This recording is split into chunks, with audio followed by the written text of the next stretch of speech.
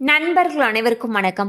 இன்னைக்கு நம்ம அந்த வீடியோல வங்கியில் லோன் வாங்கியவர்களுக்கு மிக முக்கிய சூப்பரான ஜாக்பாட் தகவல் வெளியாகியுள்ளது. சோ அதை பத்தி தான் இப்ப நம்ம பார்க்க போறோம்.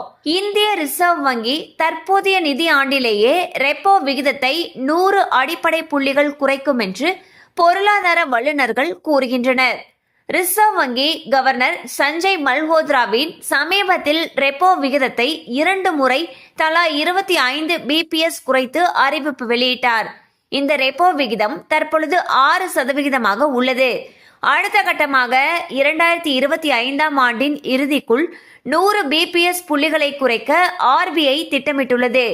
ஜூன், ஆகஸ்ட், அக்டோபர் மற்றும் டிசம்பர் மாதங்களில் நடைபெறும் ஒவ்வொரு கூட்டத்திலும் 25 பிபிஎஸ் குறைக்கப்படும் என்று ஆர்பிஐ பொருளாதார வல்லுநர்கள் தெரிவித்துள்ளனர். சோ பாத்தீங்கன்னா இந்திய ரிசர்வ் வங்கி ரெப்போ விகிதத்தை குறைக்கிறாங்க.